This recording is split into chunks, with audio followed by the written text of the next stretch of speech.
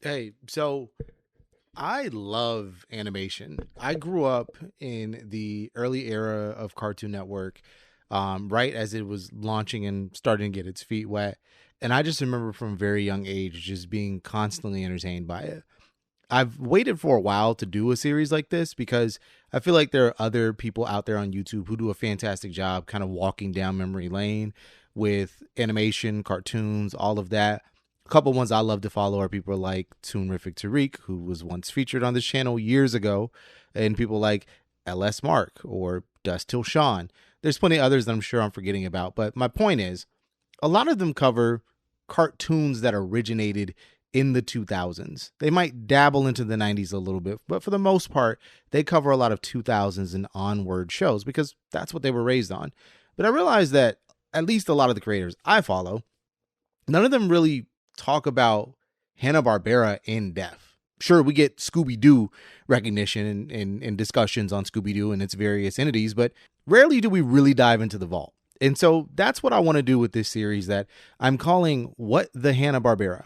If you didn't know, Hanna-Barbera has an expansive library, probably a bunch of cartoons that you've never heard of. And for me, growing up in the 90s, these cartoons were all over the place since Ted Turner had purchased the Hanna-Barbera catalog before he launched Cartoon Network. So these shows that I grew up with, that I thought were long-running shows back in the 70s and 80s, turned out to really only have like 10 to 13 episodes that were just constantly in rotation, and 7-year-old me didn't know any wiser. So where do these shows come from? What makes them tick? Why do they exist? Whose brainchild was this? And could we ever see them back?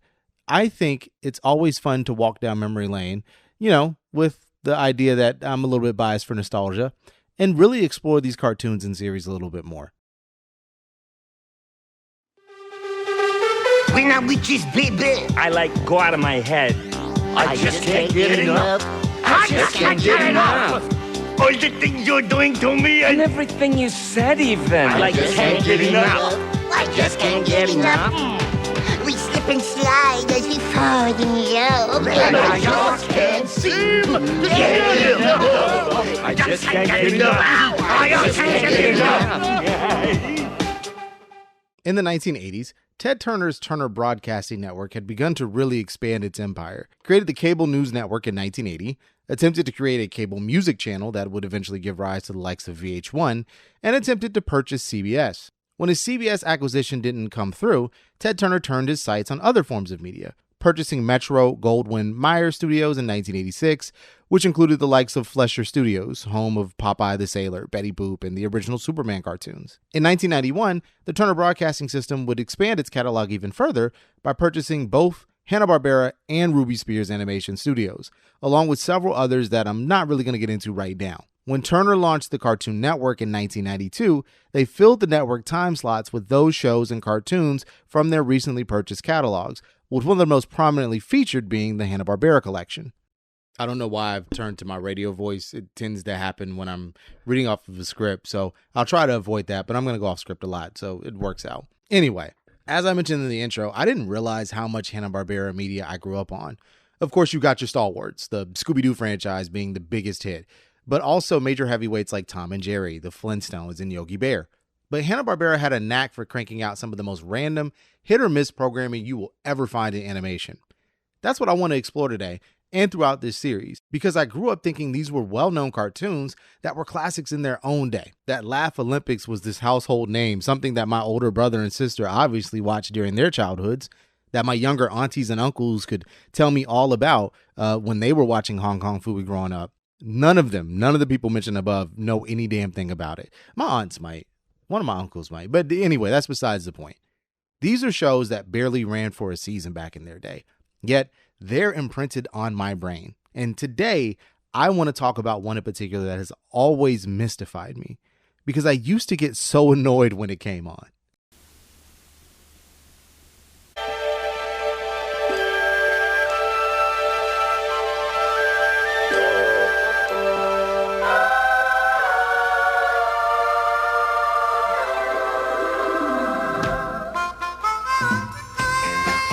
The Gary Coleman Show debuted in 1982 as a spinoff to a made-for-TV movie that Coleman starred in earlier that year called The Kid with a Broken Halo. The cartoon stars Coleman as Andy LeBeau, an angel who oversees a sleepy town called Oakville to help a kid in need.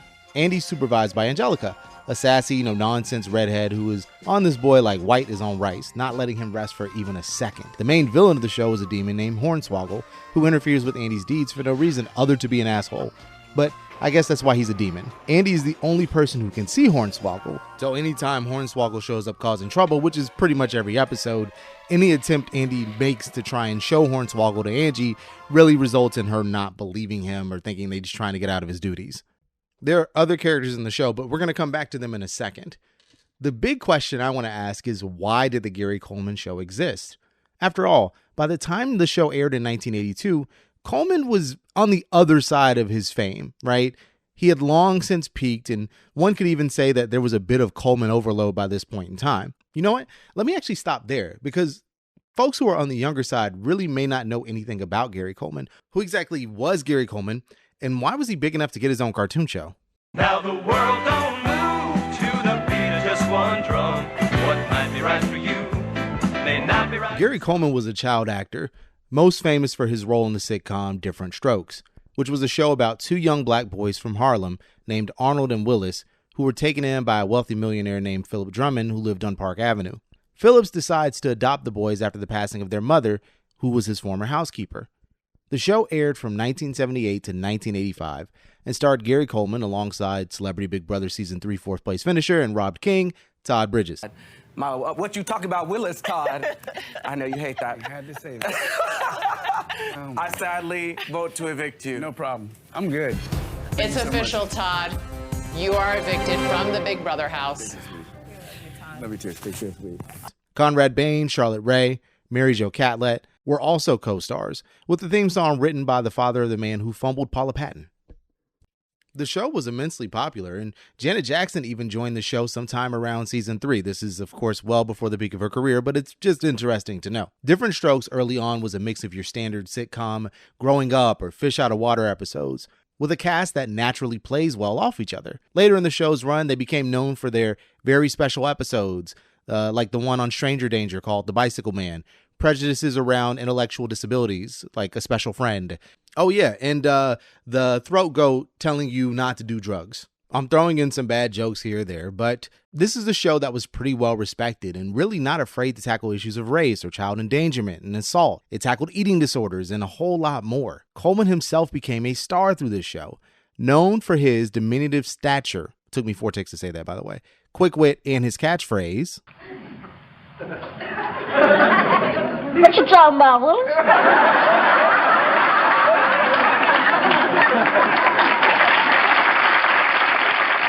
Believe me, if you lived in the 80s, 90s, and probably early 2000s, that's a catchphrase that you would hear more often than not. It was repeated for decades, and I'm surprised he didn't make it his slogan for his very, very, very real gubernatorial campaign. I mean, what you talking about, Cali, was right there.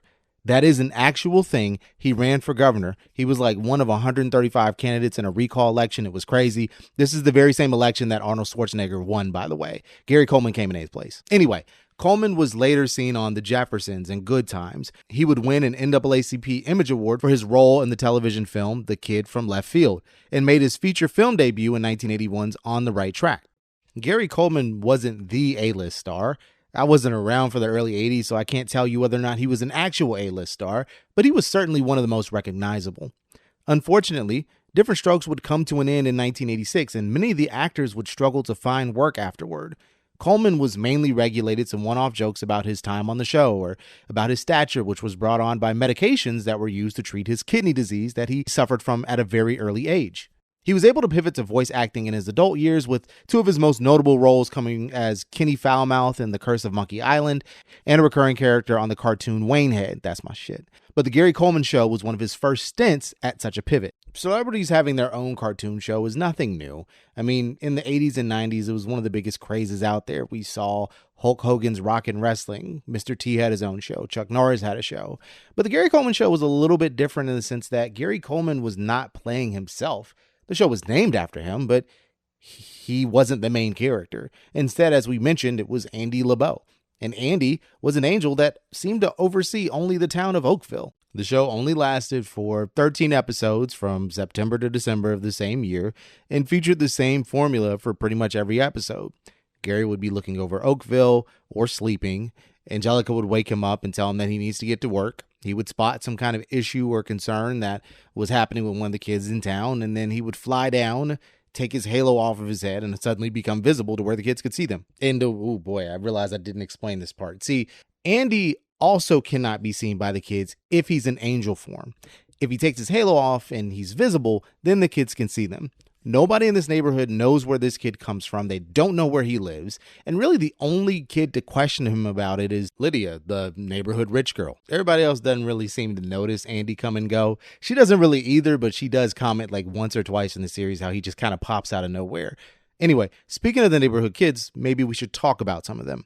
Now, I will warn you because this part's going to be relatively short. These are all pretty much one-note characters. I mean, again, it's your classic 80s Hanna-Barbera cartoon. Everybody's got one signature personality trait, and that's about it. There's Chris, the neighborhood tomboy and designated athlete. A lot of her lines are kind of based around sports and sports references. Mac, the neighborhood bully / tough guy who never really gets invited to anything, so he gets upset or always tries to make a fuss, even though he always fails to realize that like the reason people don't invite him to things is because he's a jerk. Bartholomew is the typical dorky kind of guy who has the huge crush on the popular rich girl.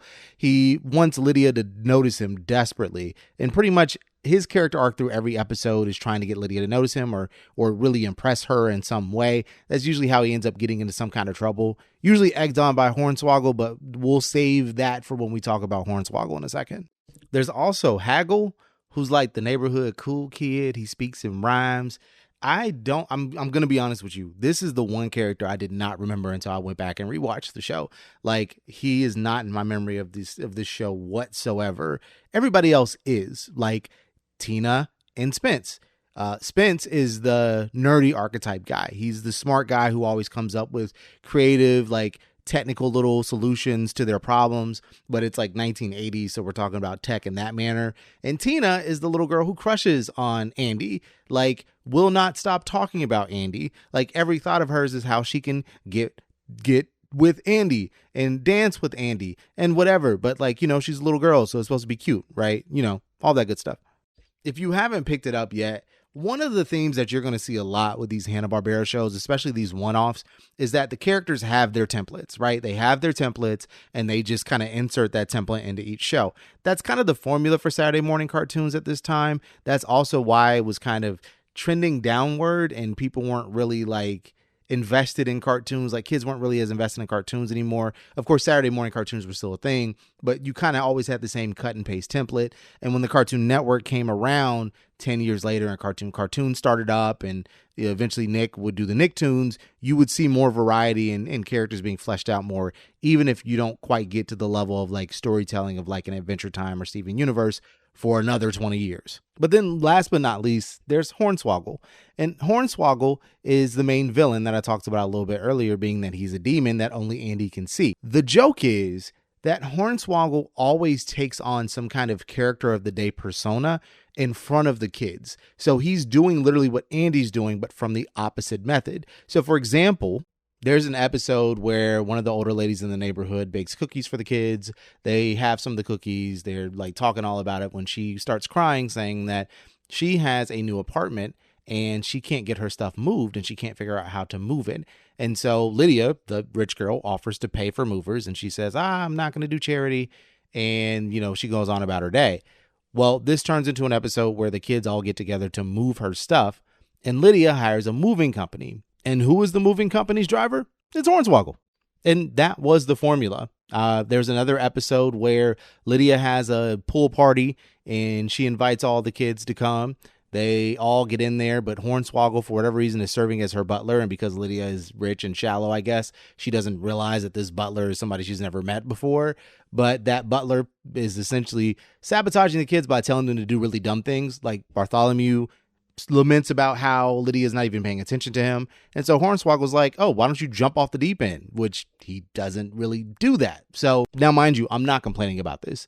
I'm fully understanding that I'm looking at this through the lens of 40 4 years of retrospective that we have on this show, and that cartoons, animation, and storytelling has come a long way since then. I just think it's funny how we had these templates and how they seem to work. I mean, the Gary Coleman Show only lasted for 13 episodes, but it's not the only one that did this. We'll cover some of those later. Still, if you want something that is retro to watch, all the episodes are on YouTube for free. You can go search it up and check it out for yourself. I didn't want to dive into every single episode just because, like I said, it's a short watch. Watching the whole series might take you a little over 3 hours. If you got nothing else to do, if you're cleaning up, you're doing a little something, want some background noise, I recommend checking it out. It's not highly rated. It's not the best work you're ever going to hear. I wouldn't put aside your Saturday for it, but it's fine. It's fun. And I think it's worth your time. If you grew up watching this show, I do want to know how you felt about it, whether you watched it when it aired back in 1982 or in syndication like I did later in the 80s and early in the 90s. And if you like this video, consider subscribing. I think this is the series that I'm going to focus on for a little while. So I've got a couple up my sleeve that I've got written down that I'm starting to work on scripts for. Our Discord is also in the video description. So come by, say hey, talk to us. Tell us about your favorite shows. Anyway, for the Kids Wear Crowns, I'm Mac. I'll see y'all next time.